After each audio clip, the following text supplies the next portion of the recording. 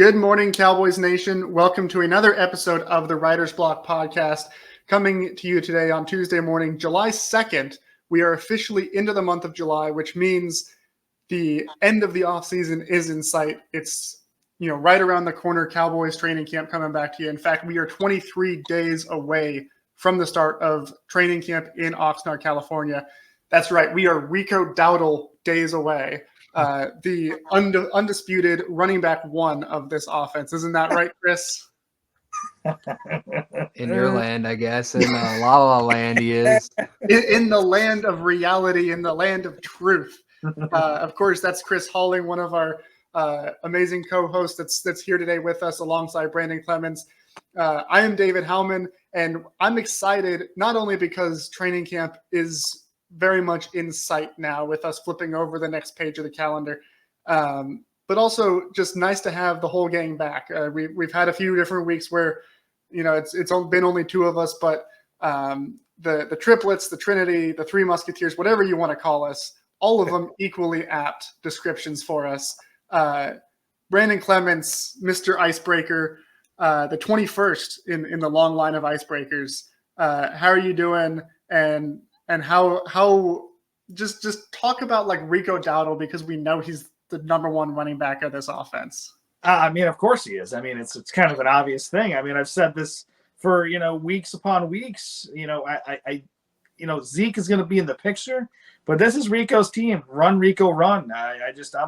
We're Rico Dowdle days from training camp, which means the dog days of summer are here for all of us, and then things are going to start getting spicy around NFL training camps, and specifically with Cowboys, the Dallas Cowboys with training camp coming up. And I know we're going to be hitting on a few things that have, kind of whetting our appetite and keeping things a little spicy while we're in this lull of between, up before training camp begins. So we got some interesting things to talk about. I know you're going to be teeing it up here in a minute, but I'm looking forward to talking about that, and I'm glad that the three of us are back in the saddle together. The Three Musketeers, we're back together, guys.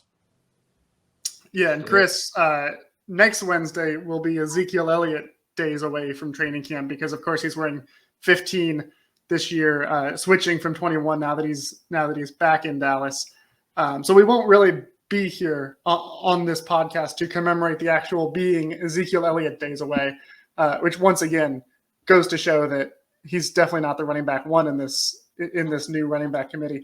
But Chris, how excited are you for getting just that much closer to training camp and having more to talk about than various off-season headlines, one of which we may be discussing on the rest of this episode?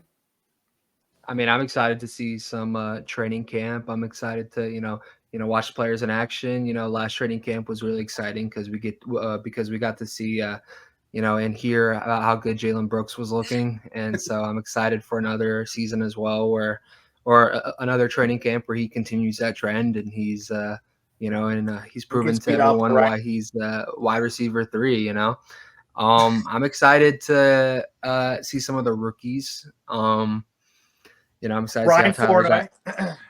I guess I would say my excitement for him is lower than others, but at the end of it, I'm excited to see how it all plays out for sure. A training camp's fun because you get to see clips and you get to see all these highlights of the players on the team. And one day I'll go to one. That'd be nice. I haven't been to one yet, but it'd be sick to do that sometime. We should all three go out there. It'd be pretty cool. We could have a live podcast.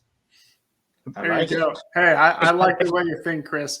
Not as it relates to the running back room, because as we all know, you're dead wrong on Ezekiel Elliott being that top running back. But I like the way you think when it comes to these kinds of ideas. So keep them coming. Although it does seem likely that our agreement on this will be the last time for this episode that we do see eye to eye because of what we're going to talk about, which is really the shot heard around the world in Cowboys land at the tail end of last week that is still worth debating, worth discussing. And of course, I'm talking about Micah Parsons, Malik Hooker, and what I'm going to go ahead and dub as Podcast Gate. because every scandal nowadays, you just take the word and put gate behind it. So I think that's appropriate here. For those who don't know, of course, the context being Micah Parsons, star pass rusher, has his own podcast, and he's been doing that. Did he start it this last year? Or has he had it going on longer than that? Do you guys know? That's a I think he started it this past year. I think he started it this past year. Yeah, I don't think he had any experience doing it. Right. Yeah. So hasn't been around as long as the writer's block, for the record. Not that we're competing with Micah Parsons, because hey, I think no podcast competes with us. Isn't that right? I agree. Factual. But so he has this podcast. It goes year round. He does episodes during the season. And he's had CJ Stroud on, he's had Jordan Love on, other players, and kind of building his media brand. Malik Hooker was on a podcast this past week on Keyshawn Johnson's podcast, which is called, what is it? All Facts, No Breaks. Yep. And he was talking with Malik Hooker, and at one point he asked him a question on his thoughts on Micah Parsons recording podcasts during the season. And there was a clip that kind of got tweeted out, went viral a little bit. We're going to go ahead and play that clip for you, assuming that I can make my technology work. Problem with it. My thing would be, though, for Micah, my advice would be for Micah would be, just make sure we're all right, where we're and being where your feet are. Because if we're at work and, the run game's terrible, but you're doing a podcast every week and the run game is terrible, then, what are you really caring about? Are you caring about the crowd that, is watching your podcast? Are you caring about the success of our team and the Super Bowl that we're trying to reach? See what I'm saying? So I have a problem with it. My thing would be. Yeah, so that's the clip that kind of went viral. People were immediately reacting to it, as we often do. Of course, it's interesting that Malik Hooker specifically mentions run defense as in this kind of example that he brings up, especially because, last year, the Cowboys had that game that we've all tried to forget against the 49ers where they got absolutely destroyed. And after the game, in the post-game press conference, Micah was asked about the run defense. And of course, he gave a quote. He said, I don't know. That's something that there's only so much I can do from where I'm standing at. Like, I don't know what's going on inside. I just set the edge. I don't know things at the interior or whatever needs to get addressed. It's just something that coaches need to look at. At the time, he got a lot of criticism for it. It felt kind of like he was saying, hey, the run game, like that's not my problem. Like other guys got to fix that. So for Malik Hooker to specifically bring up the run game when talking about Micah and whether his podcast is a distraction seemed like maybe that's not necessarily a coincidence. Also, for the record, that when Micah made that comment a couple days later in that week, he went on his podcast. That's when he had the other famous quote about where he was saying, like, George Kittle wearing that F Dallas shirt, and he was like, "Oh, now it's personal." And of course, Deebo Samuel responded and said, "Like, you're 0-3 against us. It was already personal." Like, and it was just all in all a rough week that week for Micah Parsons, Yes. and things that he had said. Now, having said that, there was more that Malik Hooker said during this podcast interview in response to that question. Different clips of that answer were put out there. Other thing he said, Hooker was quoted as saying, also, you got to remember Micah's young. He's still trying to find his way, still trying to grow into what he's trying to be. So I give him grace, honestly. Micah's only been in the league 4 years. He's still experiencing stuff that he hasn't been through. He's never been through real adversity. He hasn't seen that yet. I feel like over time, over these next couple of years of experience and adversity, you'll see him start to change in how he approaches stuff like that. Of course, Micah himself, who, as we all know, is chronically online, like the rest of us. I think one of the reasons that he resonates so much with us is that, that meme of he's just like me for real. Micah took to Twitter to respond. He actually quote tweeted the original video, the clip that we just played. He said, "Just wish you said this to me, but instead on some podcast. And you got my number, family, at Malik Hooker 24, and you're my locker mate. So you could have said this any day. And you do realize I shoot the podcast on our off day. Why ain't we talking about everyone preparations and focus leading up to the game? I mean, I can point out a lot of other things, but I'm just not." After about an hour, Micah took down the tweet. There was, continued discussion and debate about it. Malik Hooker later posted on his Instagram story, said that I'll speak on this once at Micah Parsons 11. Is little bro. No, his podcast isn't hurting nothing. Don't fall for bait. He knows what I meant and knows me. See y'all in Oxnard. So that's all the context. That's all the different things that happened. All the follow-up statements. And yet there is still a lot to talk about here. Chris, what were your initial thoughts as all of this was happening, going on? Specifically, like reactions to what Malik Hooker said, what Micah Parsons responded with, and we can get into like everybody else's reaction to it. But as to what the two players actually said, what are your thoughts?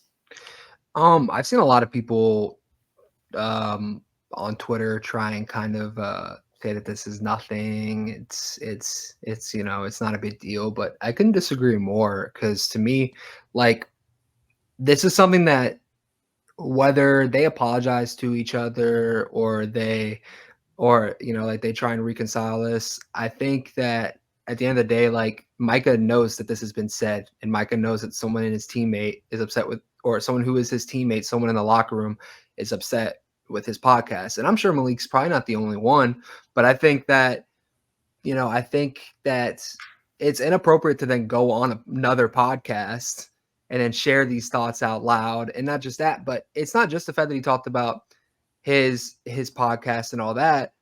I think even those quotes where he's talking about how he hasn't been through adversity, he hasn't been through, like, he's still young. Like, I don't know, maybe I'm immature and I'm young as well, so maybe I take it this way, but I just feel like that's a little disrespectful to just assume that this person's not been through any adversity, and just to assume that, like, I'm acting childish and that, like, I'll grow older and I'll be, more mature and handle things better. Like, I don't know, like, if I was Micah, that would kind of ruffle my feathers a little bit. And like, I don't know, I think Malik Hooker is not in any position to make these kind of claims about Micah Parsons in terms of on the field play and letting a podcast, allowing a podcast to like have an interference with his on the field play. Because I mean, Malik Hooker didn't really have the best year last year. I think that he had a downgrade in production this past year than the year prior. And I mean, as far as I'm concerned, Micah is getting better and better every single year, and he's been Defensive Player of the Year finalist all 3 years that he's been in the career, or all 3 years of his career that he's been in the NFL. So, to me, I just view it as, Micah has a way bigger impact on this team than Malik Hooker, and he's still doing that podcast. So, in my opinion, like, as long as your production on the field is good, as long as you're not doing anything illegal, as long as you're not, like doing things that are actual off the field concerns, do whatever you want in your free time. If you want to talk about, listen, we've seen some characters in Dallas, and, Jerry Jones has stuck by players who have not made the best, off the field choices. But in my opinion, like, if the worst thing Micah is doing is recording a podcast, then I'm happy with that. I'm cool with that, because at the end of the day, he's still providing his availability on the field. I mean, like, knock on all the wood in my house, he's been very healthy throughout his career. Like, he's been productive, he's been available, and he's been reliable. So, I mean, I understand that the run defense wasn't very good against the Green Bay Packers, but I mean, if you look at this, if you look at this PFF grade, across the secondary, Jordan Lewis had the worst PFF grade in that Packers game with a 29.1 coverage grade. Deron Bland had a 30.1 coverage grade. Stephon Gilmore had a 33.7 coverage grade. Marquise Bell had a 33.9 coverage grade. Donovan Wilson had a 39.1 coverage grade. Now, Now, Malik Hooker had a better coverage grade than all those guys, but as a whole, I mean, these guys were awful against the pass. And, I understand that the run defense wasn't great, but it's not just Micah Parsons. And at the end of the day, like, I just don't see how you're putting blame on Micah Parsons when he's been, in my opinion, by far the best player on the team, really every year that he's gotten in the league. And he's the most valuable Cowboy heading forward. And if he wants to record his podcast, and let him do that. And I think that that's a conversation that Malik Hooker should have made private. He shouldn't have gone on a podcast and made that public for everyone else, because it draws unnecessary attention. And I'm sure that Malik Hooker doesn't have beef with Micah Parsons. I don't think it's that deep, but like, I think that's something that's going to cause, a little bit of an annoyance on Micah's part. But hopefully he takes it personal and he, shows everyone this upcoming year that, I can podcast and I can be the best defensive player in the league, which I think he's been every year that he's been in the league. Yeah, well, and of course the easy crack is you were talking about, all the defensive players having such bad grades in that Packers game is clearly it's Dak Prescott's fault, right? Hey, listen, Dak. But hey, that's a completely different. That's all I'm saying. Yeah, that is Dak a didn't different help. Conversation. I'm not going to let us go there. But I just, I had to get that in there. No, hey, listen, I get it. I get it. I hear a lot of what you're saying. Isn't it at least a little bit ironic that Micah is on Twitter tagging Malik in response to this, saying, "Why didn't you come talk to me?" Like going on social media to say, "Hey, you shouldn't be saying this," but also he's not going to him to talk it out with him first. I guess, but he made it public, so if he made it public, then it becomes public. I don't see why does he have to then take it private after he already made it public? I feel like at that point the damage has already been done. But to put it in perspective, if theoretically, if Malik Hooker said something like this about Dak Prescott, do we any of us think that Dak is tweeting this out? 100% not.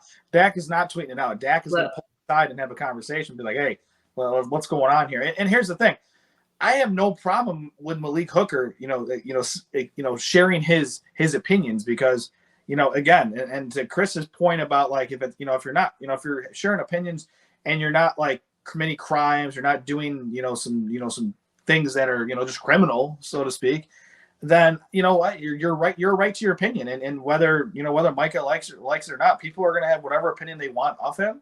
So I think.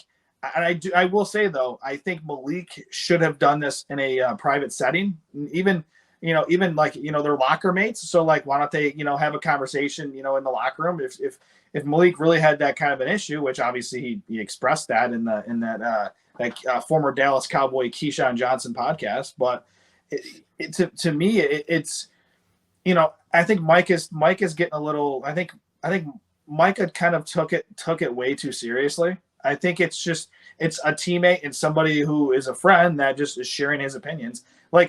We all have different opinions on different things that go around in the world. I don't agree with everything you guys say, and you don't agree with everything I say. We're all gonna have our opinions, and as long as they're not to me, if they're not derogatory in a horrific way where you're bashing someone's character and things like that, then I think it's fine. I think you can share those opinions, and I think the one thing Malik is, he should have just had the conversation in private. Even if they FaceTime or get on a phone, just a phone call and just talk about it, even if they're not in person. At least they're having an honest conversation about it. For me personally, the way I was brought up was, I know the old saying goes, if you don't have anything nice to say, you don't say it at all. I'll add to that. My thing is, if you're going to critique somebody, at least have the nerve to say it to their face, whether it's in person or on a video chat, or instead of going through a podcast or social media. Because my thing is, I think to me that's a little. I kind of say it's kind of a little childish in a way, because it's you're talking kind of smack in a way, about your teammate and about your brother in the locker room.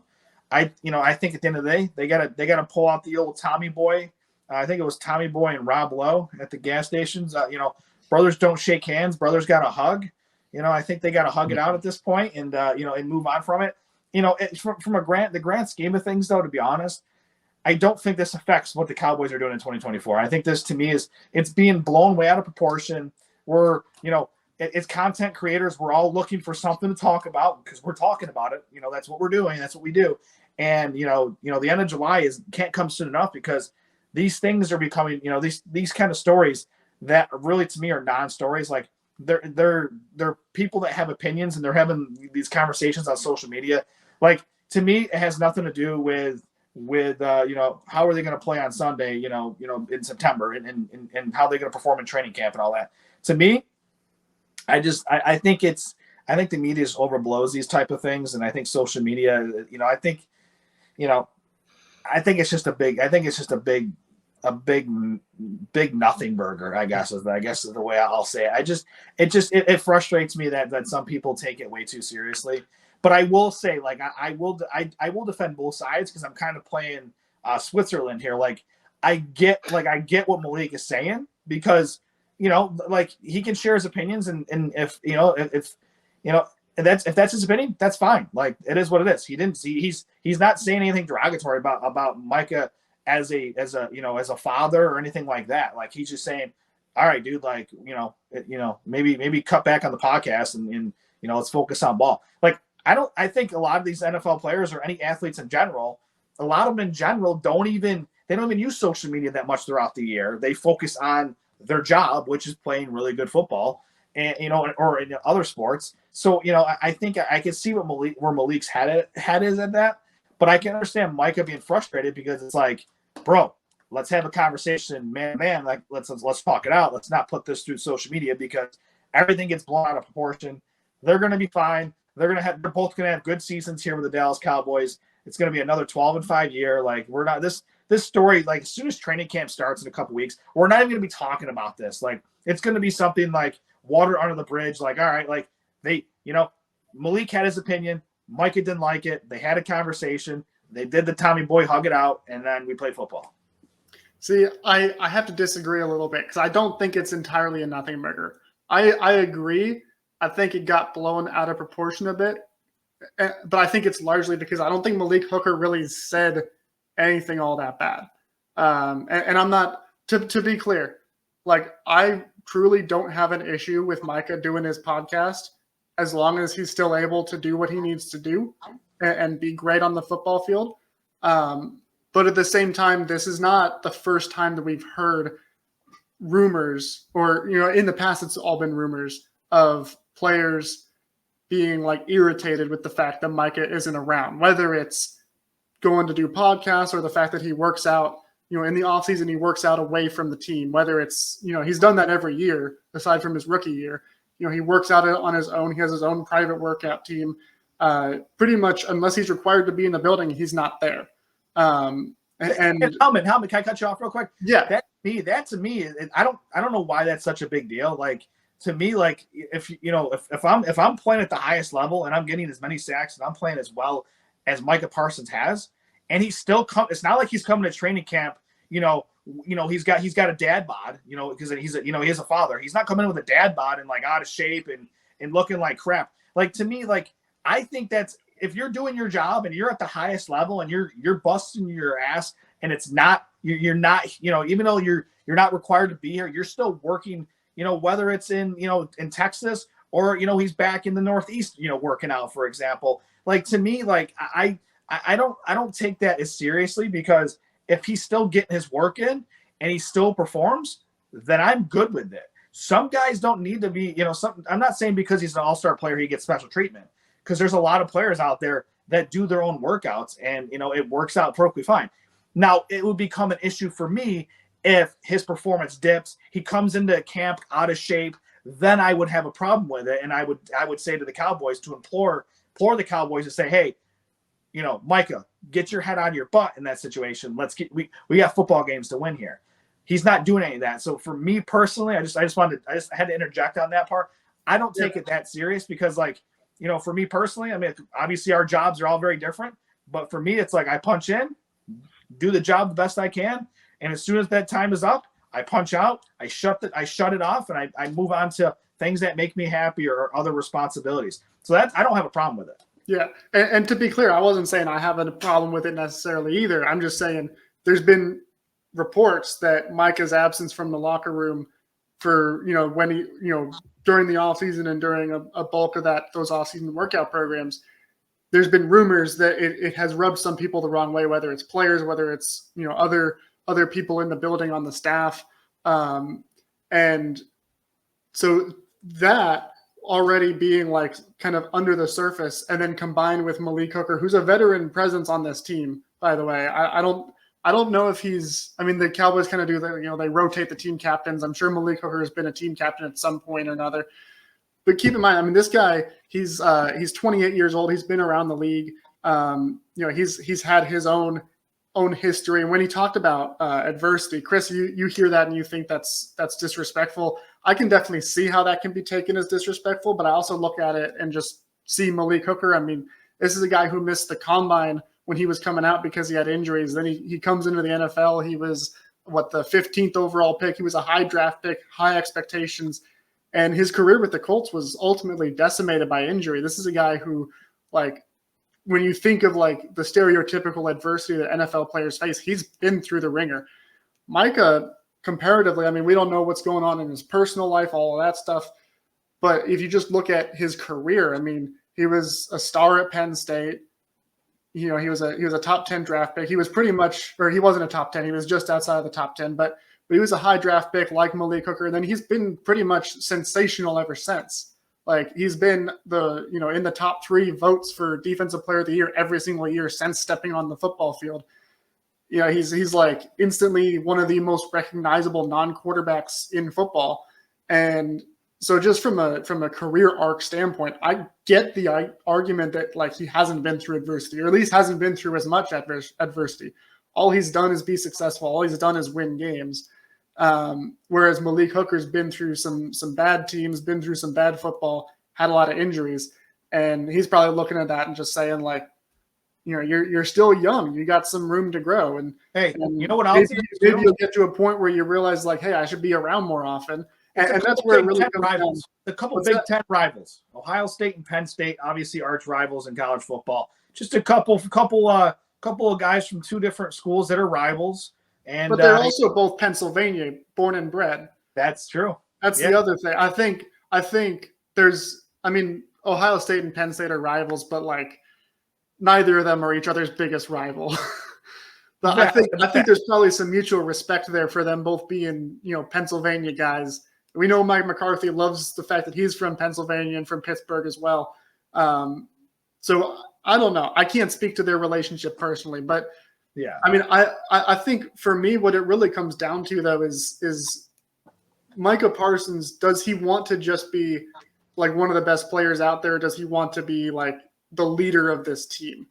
And a lot of the conversation around Micah tends to be oh, he's the best player on the team. Should you expect your best player on the team to also be one of the foremost leaders of your locker room, or just be, just a really good player? He shows up, does what he's got to do to stay as the best player. And if the answer is you want him to be the leader, well, he should be around even when he doesn't have to. He should be more present. He shouldn't be calling out teammates on Twitter. So I think a lot of this comes down to what our expectations are from Micah. Is it just show up, clock in, Brandon, like you were saying, show up, clock in, do the job, do it well? Or, when you think about Dak Prescott, who has been just kind of the consummate professional as far as intangibles, as far as off the field leadership. The guy, once he finally started making the money he was owed for so long, he uses some of it to build a football field in his backyard so that he can work out with his teammates. So that even when he is away from the team headquarters, he's still putting in work. He's still getting to know his teammates, and he's calling players during the draft process. He's calling them right after they got drafted and saying come here, we're going to get some routes in. So I think it really comes down to what our expectations are for Micah. And again, his play is still superb. He should have won Defensive Player last year. He should have won Defensive Player of the year before, and the year before that. I've been on record saying he should be a 3-time DPOY winner at this point. I think he's been robbed every single one of those years. But also, there have been some games where he's not been his best. There's been times where, specifically with the run defense, like everybody knows, you don't run at DeMarcus Lawrence, you run at Micah Parsons because he's susceptible. Well, I think it's because they have completely different roles. Like the way that they use Micah. I mean, Micah's known for his speed rushing ability on the defensive line. His goal is to just go as fast to the quarterback as he possibly can. I think that's what Dan Quinn wanted out of him. I still remain in saying this. If you asked Micah Parsons to be the run stopper, if you put him at linebacker, he would be the best linebacker and run stopper on the team.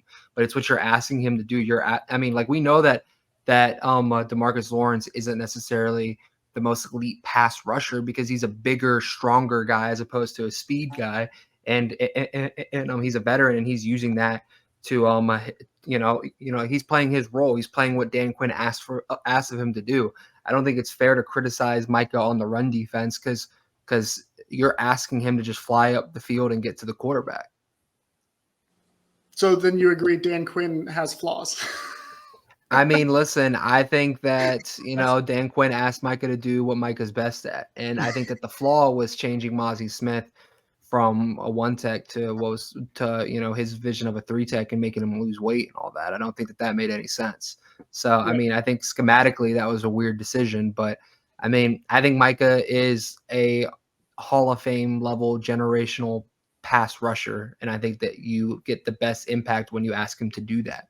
But if you're having games, like my thing is this, like against the Packers and against other teams, like, where they're really, just gashing you in the run game and you're not really getting the pressure on the quarterback anyway, then, try different looks and put Micah, like drop him off the line and like let him roam and, like do different things to just confuse him. That I will say was a Dan Quinn flaw. Cause I mean, I think Micah is the most athletic player maybe on this team. I mean, like he's, I mean, he runs a 4.3, like he's 245. He's strong.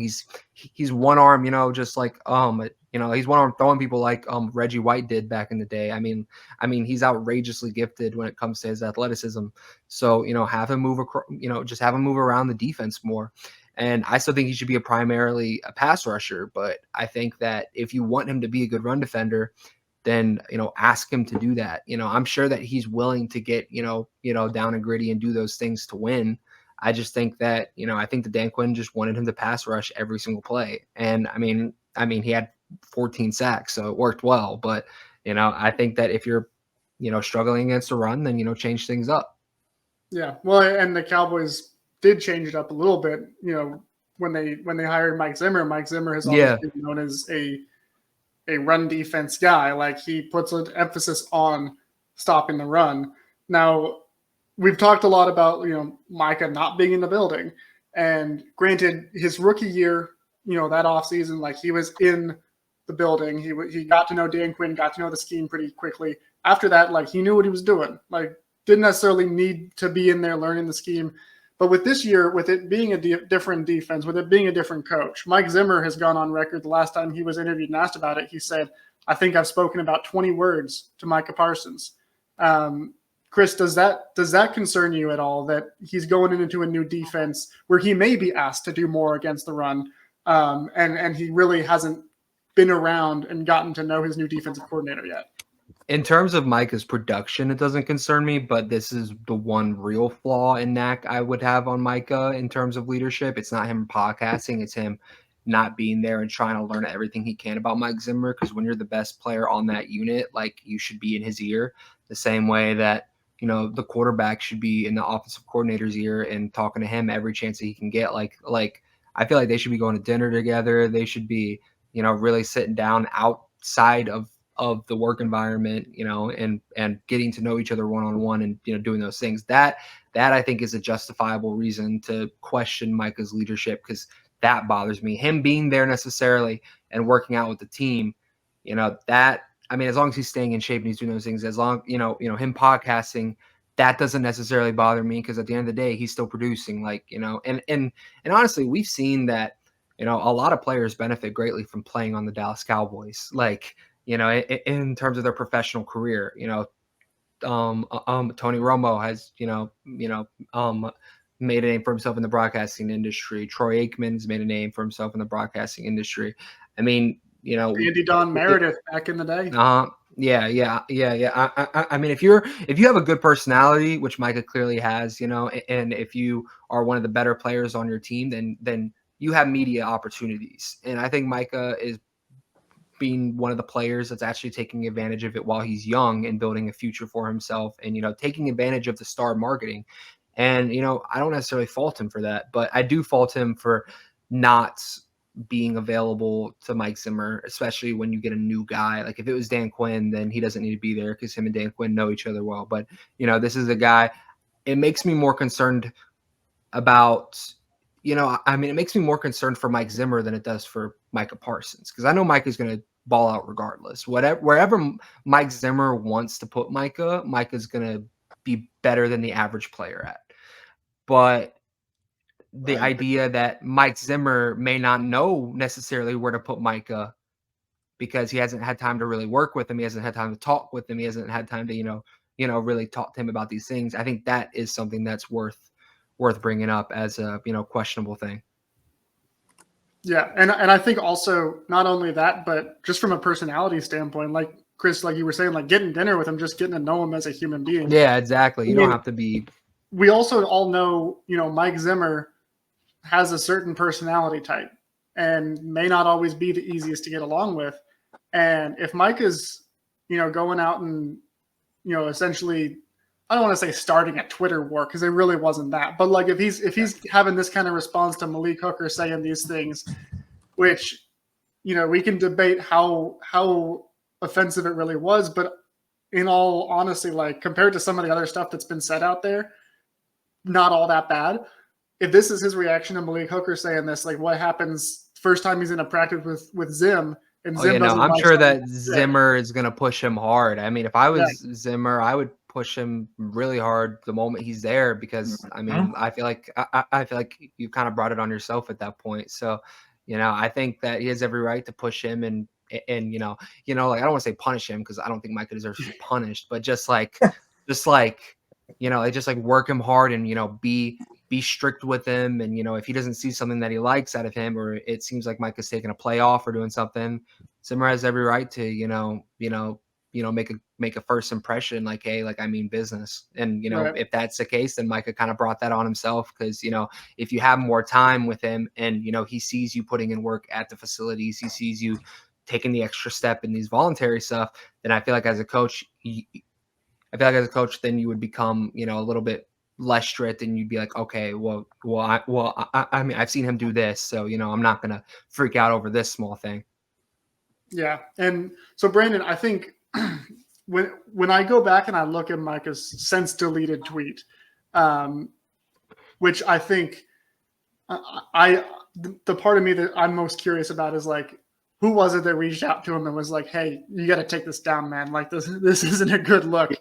But the thing that really, I think, has me the most concerned about the actual tweet that he sent was the last part where he says, why aren't we talking about everyone's preparation and focus? I can point out a lot of other things, but I won't.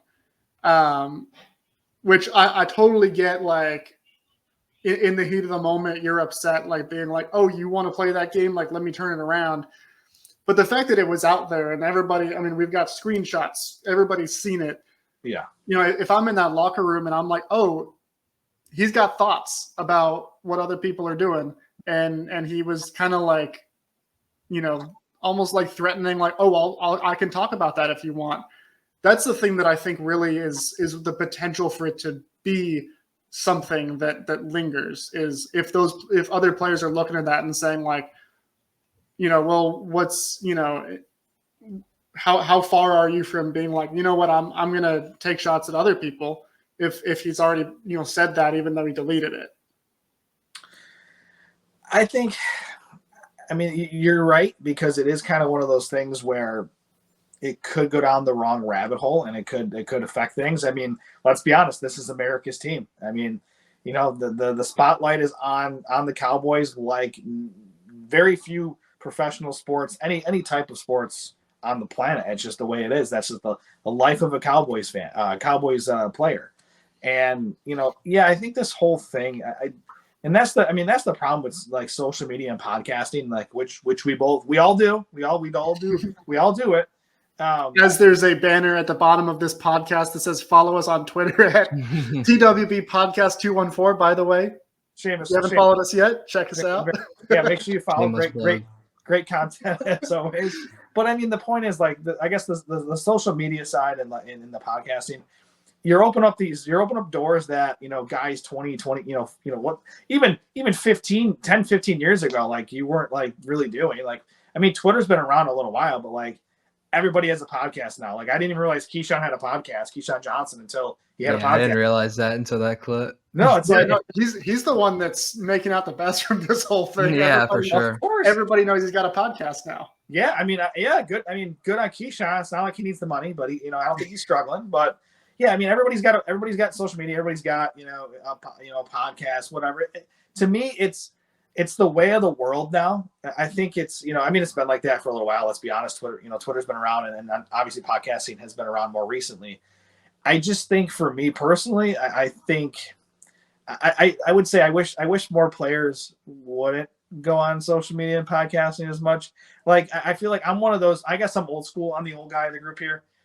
I would like to see, and some players do. Like there are a lot of players. If you look at their Twitter, as soon as football starts, like you don't hear from them until like after the Super Bowl. Like that's just how some of them operate. And, you know, a guy like Micah, considering everything with Mike Zimmer, and when you guys both brought up those great points with Mike Zimmer being obviously the new defensive coordinator, like I still think it's a nothing burger because we have time. If we were talking about this and again, if Mike is on week 1, you know, first game of the year, he's missing assignments and things like that, that's going to be a problem.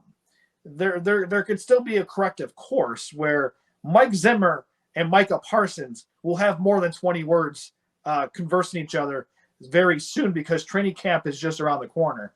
So, and I think the other part of it too is you're putting a little bit of a strain on the coaching staff too, because you're bringing up things that honestly I think is a waste of time. I think there should be more focus on the game and doing your job as Bill Belichick would say. So I guess you also like Mike McCarthy. I don't know what he's going to do in this situation. I don't know what Mike Zimmer is going to do in this situation, but it might be one of those things where, you know, they have to address it privately and just say, hey, like, you know, we know Micah has a podcast. We know you guys have social media. Can we, you know, if there's any issues, why don't we talk about it as a group? Let's not leak it out. Like, how many of the great organizations have issues and you don't hear about it till it's already done and over with? Like some of those great organizations, that's just the way it is. Every little thing gets out with the Dallas Cowboys. Like it's loose lips sink ships. I think it's the same. I might be getting that wrong, but you got it right. The problem here is the Cowboys organization. It's like there's so much coverage because it's America's team, but there's people that are leaking stuff out where it's like, do you want to see the Cowboys demise? Do you want to see a locker room where people want to throw punches at each other in the locker room? I'm not saying it's there yet because it's very far from that. It's two guys that have opinions that they just don't agree on.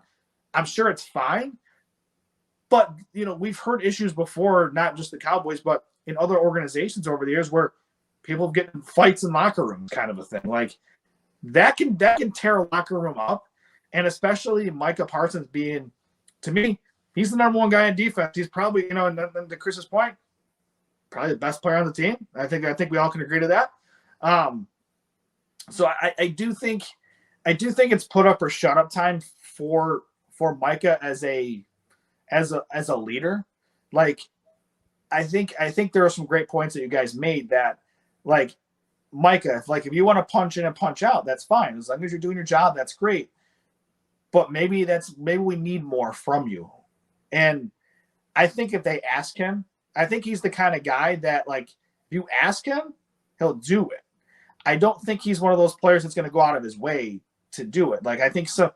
There's, you know, some people are like that. We're like, hey, maybe everyone in the world's everybody else on the planet's talking about it. But if Micah hasn't had someone say to him, like, hey, can you do this? Can you do that? He's just not going to do it. I'm not saying that as a bad thing. A lot of us have our own little quirks, I guess. So maybe it's a conversation that the coaching staff has to have with Micah and say, hey, like, you know, we'd love to have you here in the building more. Zim's our new defensive coordinator. We need you to help. We got to get this defense situated so we can shut down the offenses. Like like 20 words of Mike Zimmer, I think is unacceptable at this point. I think that I didn't realize it was that small of a sample size. I knew they weren't like going out to dinner and things like that, but it's a small sample size, and football's coming. There is time to we have a few weeks before training camp, and then we have and then once training camp starts the end of the month, it's go time, hopefully until February. Like, that's it. Like, it's go time. So there is time to fix it and to, get these distractions kind of out the door.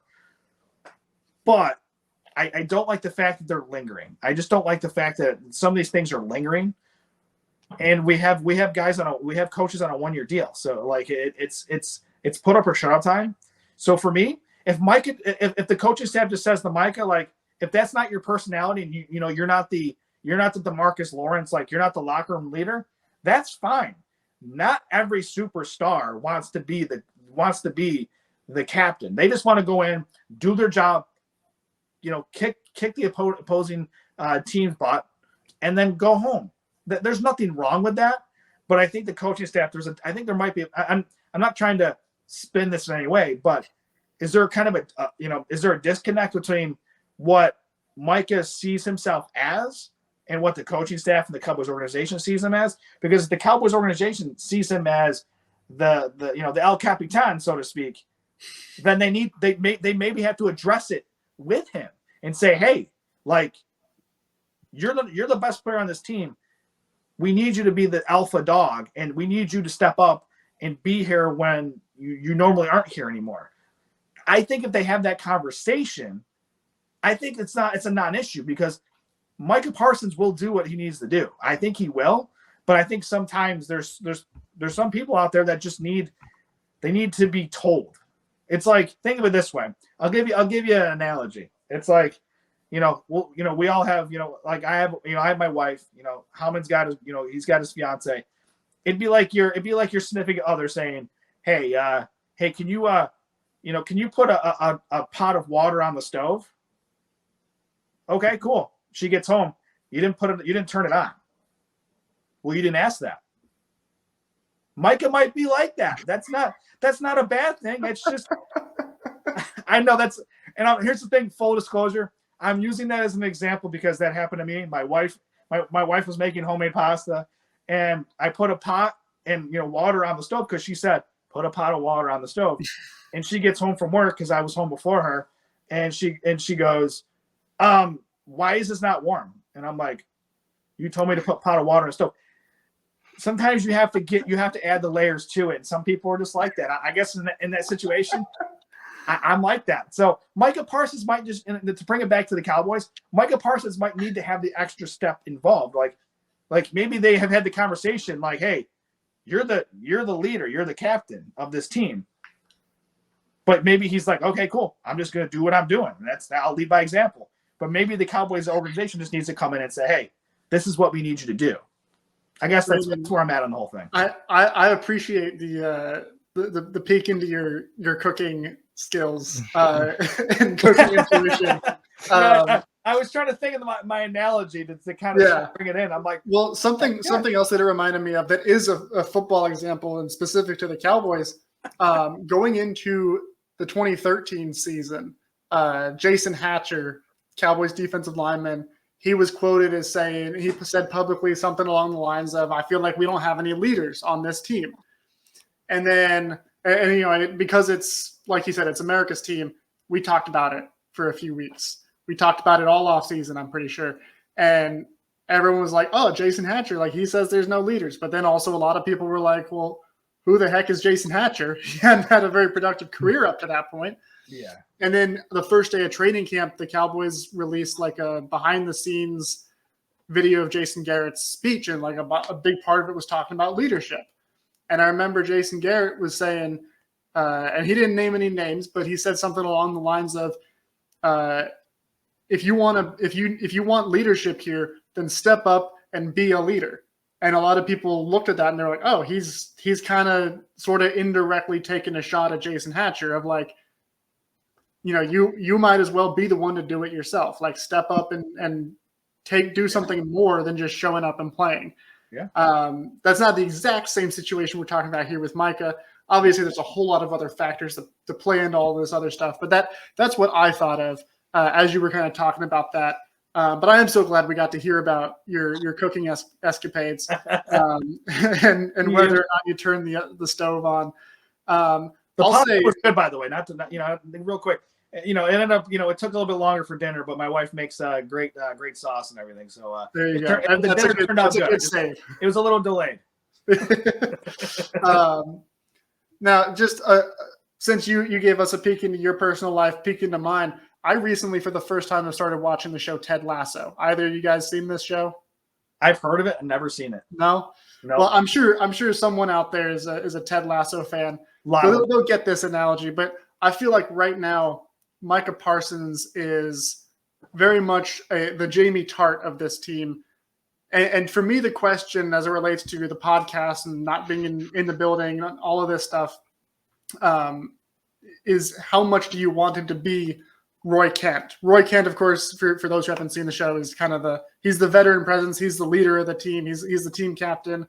Jamie Tart is like super talented, easily the best player on the team. Jamie Tart, Chris knows. I know. I'm all about that show. You even got the song. Yeah. And so, like, how much do you want Jamie Tart versus Roy Kent? And I think I think Micah's kind of at a point where he needs to find that balance between, is he going to just be this ultra talented guy, or does he want to be something a little bit more? Does he want to be the heart and soul of that defense? Does he want to be the guy that they turn to when they're, getting run roughshod by the Packers in the playoffs and they need to turn something around? Because give me Sam Abasanya. Sorry to interrupt you. Give me Sam Abasanya. That's the best player on that team. There you go. But I think this could potentially be kind of a crossroads for Micah Parsons of like, what kind of player is he going to be? Chris, last word, last thoughts on this before we get to wrapping up. And who is the Sam Abasanya of the Cowboys right now, if it's not Micah? Well, Sam Abasanya, I'm trying to make the good connection here, the good parallel. I think Sam Abasanya is the equivalent of Deron Bland, because they're kind of making a name for themselves. They just, shot on the scene and kind of had his, year. And he's going to have to get paid in the future. And yeah, he's just a stud. I don't know. I would say that he's probably one of them type of guys, or maybe, a CeeDee Lamb, because he's kind of like, like he's an offensive guy. He's putting up big numbers for them. I'd say one of those two guys. I agree. As someone who's never watched the show, I agree with that sentiment, Chris. Great analysis. Yeah. Now I got to go watch Ted Lasso. As a day one Ted Lasso fan, Brandon Clements agrees. Guys, I know. What is it on Apple? Is it on Apple TV? Is that what it is? Yeah. Okay, at least I got the right network. That's good. Yeah, that's very good. It's probably it's in your watch next.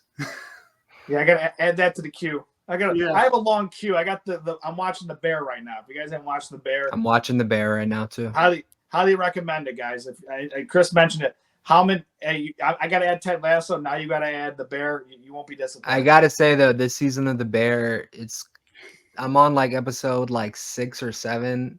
It has its moments, but it's not living up to the last 2 seasons, in my opinion. Well, we don't want to spoil it. I mean, I'm not going to spoil it. I'm just saying, it's different. It's a different. I'm not spoiling it. I'm just saying it's not my favorite. It's still good. I think I'm on episode 7 right now. The best show on TV right now. There's 2 shows that dominate TV, in my opinion, and they are House of the Dragon and The Boys. Those 2 shows are peak television. If you're not watching it right now, go watch it. I'm a big fan of The Boys. Yeah, that show, great show. As they say, is diabolical. It is diabolical. I watched the first episode of The Bear, and I didn't go back to it because it just made me so stressed out watching it. Oh yeah, I know for sure. Which it's trying to do, and credit to it. But I feel that way every single Sunday from September to January. I don't need that in my off days during the off season when I'm not doing my podcast and not taking my game seriously like Micah Parsons. Nice. Way to tie it back in. Yeah. And we're going to get back to those days very soon because, like we said at the beginning of the show, we're into July. It's before we're even ready, before we know it happens, we're going to be back in training camp. We're going to be breaking down videos of Ryan Flournoy, beating Trayvon Diggs in training camp, and we're going to have all the takes. So we're getting there. We're getting closer. And of course, thank you to Malik Hooker and Micah Parsons for giving us something to talk about in the meantime before we get to training camp. Guys, I think we had a good discussion. I thought we were all gonna get a lot more upset and angry about it. We're all homies. Yeah. I mean, hey, that's what you get here at the Writer's Block. We're just gonna give you honest analysis. We're not gonna scream and shout. We save that for the pre and post show. Right? The pre and post. Yeah. That's valid. I think I can agree with that. Well, that's going to do it for us this Tuesday. Take it easy, everybody. For Brandon Clements, for Chris Halling, I'm David Howman signing off for the Writer's Block. Come back next week. And in the meantime, remember, as always, go Cowboys.